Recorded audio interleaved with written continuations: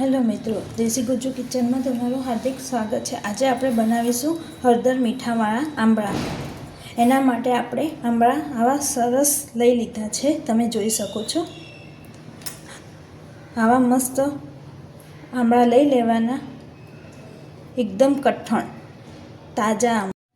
આપણે આંબળાને આવી રીતે સરસ ધોઈ અને એક બાઉલમાં લઈ લેશું, તમે જોઈ શકો છો। आ रीते धोई लेशुं आंबळाने। आपणा आंबळा मस्त धोवाई गया छे। हवे आपणे आंबळामां कट लगावीशुं। आपणे आंबळामां आ रीते कट लगावी देशुं।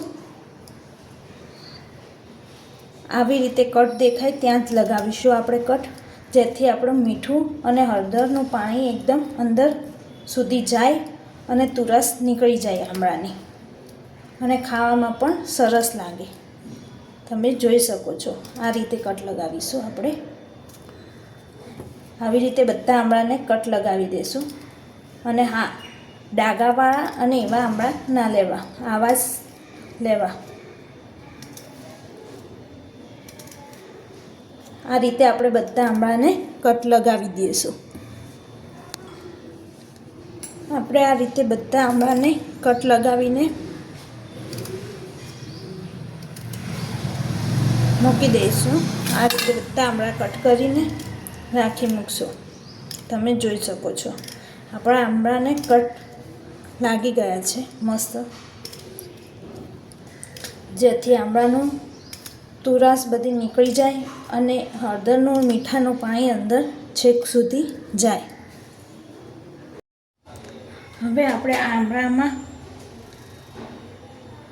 હળદર નાખીશું અને મીઠું એડ કરીશું,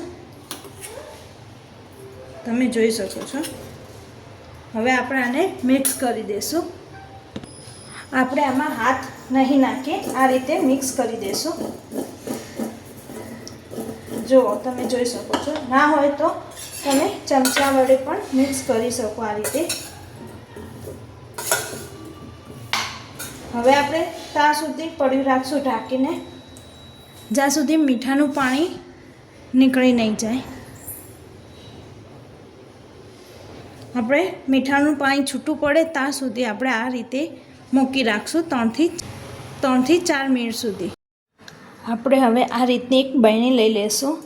હવે તેમાં આપણે જે મસાલા હળદર ને મીઠાવાળા આંબળા કર્યા હતા એ હવે આ બરણીમાં આપણે એક નાખીશું। આ રીતે બધા એડ કરી દેશું, તમે જોઈ શકો છો। આ રીતે આપણે એક એક કરીને બધા બરણીમાં નાખી દઈશું।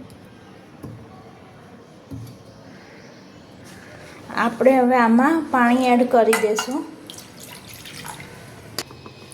હવે આપણે આ પાણી એ જ બરણીમાં રેડી દઈશું, તમે જોઈ શકો છો।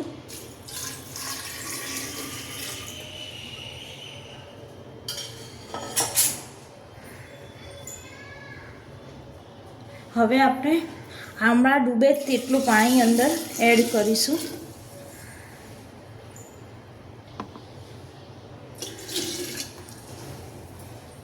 આ રીતે આપણે પાણી એડ કરી દઈશું અને આ બરણીને આપણે બંધ કરીને મૂકી દઈશું અને 7 દિવસ સુધી આ રીતે આપણે તેને રાખીશું। 7 દિવસ પછી આપણે ચેક કરીશું આપણા આંબળા કમ્પ્લીટ થઈ ગયા। તમે જોઈ શકો છો આપણા 7 દિવસ પછીના આંબળા કેવા મસ્ત બનીને તૈયાર થઈ ગયા છે।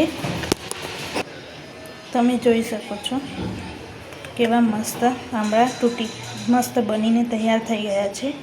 જો તમને અમારો વિડીયો પસંદ આવ્યો તો લાઈક, શેર અને સબસ્ક્રાઈબ કરવાનું ના ભૂલતા।